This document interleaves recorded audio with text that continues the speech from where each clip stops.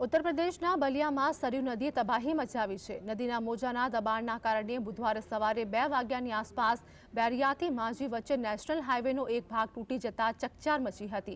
Highway તૂટી જતા નજીકના અનેક વિસ્તાર જળમગ્ન થયા છે, જેને લઈને આશરે 2000થી વધુ લોકો પૂરની ચપેટમાં આવ્યા છે। ઉત્તર પ્રદેશના બલિયામાં લગભગ એક સપ્તાહથી ખતરાના નિશાનથી ઉપર વહી રહેલી સરયુ નદીના પૂરે નજીકના અનેક વિસ્તારોમાં જોરદાર તબાહી મચાવી છે। સતત વરસી રહેલા વરસાદને કારણે સરયુ નદીએ રૌદ્ર સ્વરૂપ ધારણ કર્યું હતું, જેને લઈ નજીકથી પસાર થતા નેશનલ હાઈવે નંબર 31નો આશરે 45 મીટરનો એક ભાગ તૂટી પડ્યો હતો। ઉલ્લેખનીય છે કે બુધવારે મધરાત્રે 2 વાગ્યાની આસપાસ બેરિયાથી માઝી વચ્ચેના ચાંદડિયાર વિસ્તાર પાસે હાઈવેને ભારે નુકસાન થયું હતું અને નજીકની તમામ વસાહતોમાં પૂરના પાણી પ્રસરી જતા અનેક વિસ્તાર બેટમાં ફેરવાયા હતા। જોવા જઈએ તો હાલ હાઈવેના તૂટી જવાથી उत्तर प्रदेश અને બિહારનો સંપર્ક પણ તૂટી ગયો છે।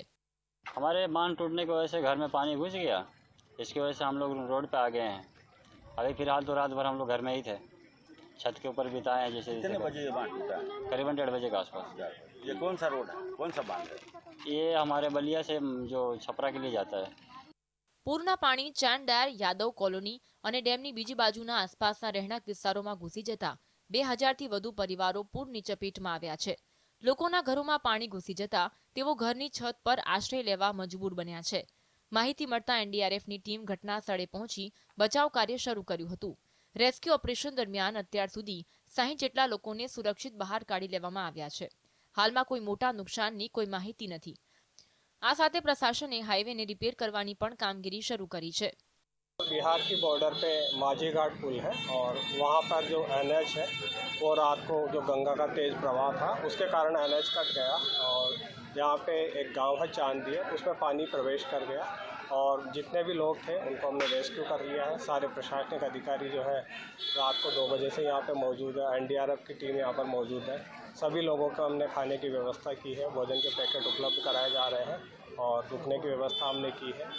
और मैंने और एसपी ने मिलकर के अभी गांव का जो है बोट के माध्यम से निरीक्षण किया है, तो सभी व्यवस्थाएं लाइन अप हो गई है और एनएच के जो अधिकारी हैं वो रोड के रिपेयर का काम शुरू कर दिए हैं।